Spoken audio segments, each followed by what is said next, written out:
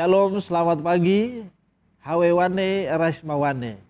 Tuhan Yesus memberkati kita di pagi hari menjelang hari Sabat ini. Jumat 11 September 2020, renungan pagi kita pulang ke rumah oleh hamba Tuhan Nyonya Ellen G. White berjudul Begitu Orang Tua, Begitu Anak. Luar biasa sekali ya, begitu orang tua, begitu anak. Ayat renungan pagi kita diambil dari Mazmur 34 ayat 12. Marilah anak-anak, dengarkanlah aku. Takut akan Tuhan akan kuajarkan kepadaku. Ya, marilah anak-anak, dengarkanlah aku. Takut akan Tuhan akan kuajarkan kepadamu. Ada kurang lebih 3 poin yang boleh saya tekankan pada kita di pagi hari ini, sebelum kita melangkahkan aktivitas kita di pagi hari ini. Yang pertama, Nyonya White menuliskan demikian. Sebagaimana orang tua, begitulah anak-anak pada umumnya. Kondisi fisik orang tua, watak dan selera mereka, kecenderungan-kecenderungan mental dan moral mereka, semua itu sedikit banyak diturunkan kepada anak-anak mereka. Luar biasa, hamba Tuhan Nyonya White menceritakan kepada kita bahwa kondisi fisik orang tua yang pertama, watak dan selera mereka, kecenderungan-kecenderungan mental dan moral mereka, ya, sedikit banyak diturunkan kepada apa? Anak-anak kita. Ya, jadi sebegitu orang tua, begitu juga apa? Anak. Nasihat ini diberikan kepada kita bahwa kalau kita ingin memiliki keturunan, kecenderungan yang baik, anak-anak yang lebih baik, sifat yang baik, maka kita juga harus memilikinya. Ya, sejak kapan? Sejak kapan? Nah, ini pertanyaan yang baik kepada kita. Sejak kapan? Mari kita lihat kutipan yang lain yang menjelaskan kepada kita sejak kapan kecenderungan, selera kita, bahkan kondisi fisik kita bisa diturunkan kepada anak-anak kita. Para orang tua harus mengingat bahwa anak-anak mereka tentu menghadapi godaan-godaan di dalam perjalanan kehidupan mereka. Bahkan sebelum kelahiran anak itu, persiapan harus sudah dimulai yang menyanggupkan mereka untuk berjuang dengan sukses terhadap kejahatan. Ya. Jadi Nyonya White mengingatkan kepada kita bahwa ketika kita melihat anak-anak kita menghadapi tantangan di dalam kehidupan mereka di kemudian hari. Mungkin ketika kita lahir di tahun 80-an, 90-an, maka tantangan yang kita hadapi berbeda dengan tantangan yang dihadapi oleh anak-anak kita ketika mereka besar di atas tahun 2020, 2030. Oleh sebab itu, kita harus mempersiapkan anak-anak kita. Bukan hanya secara fisik, tetapi juga secara kerohanian. Sehingga mereka siap untuk mengalahkan kejahatan di dalam perjalanan kehidupan mereka. Nah, menarik juga di dalam renungan kita di pagi hari ini, Nyonya White menegaskan demikian.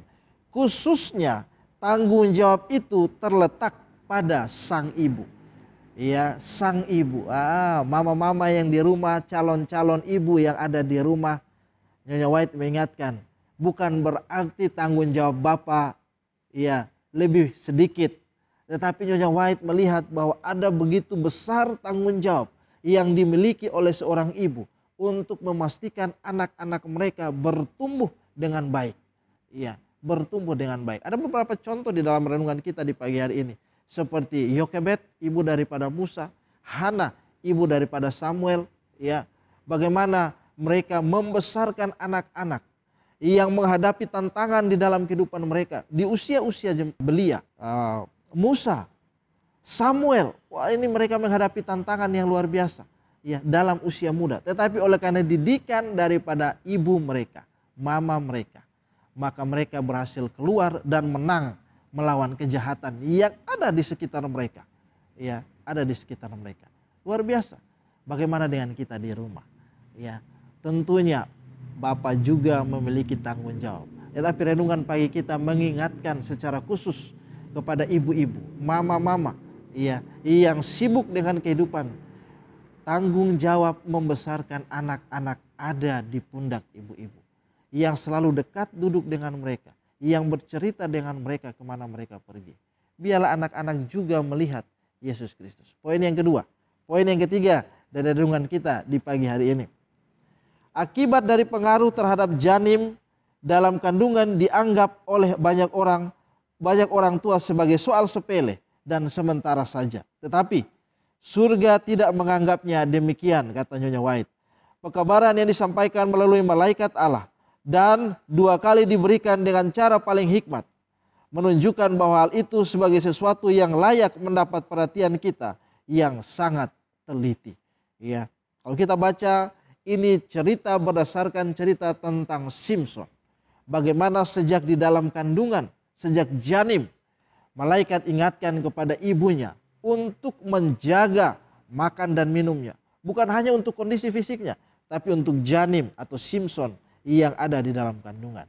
Ya.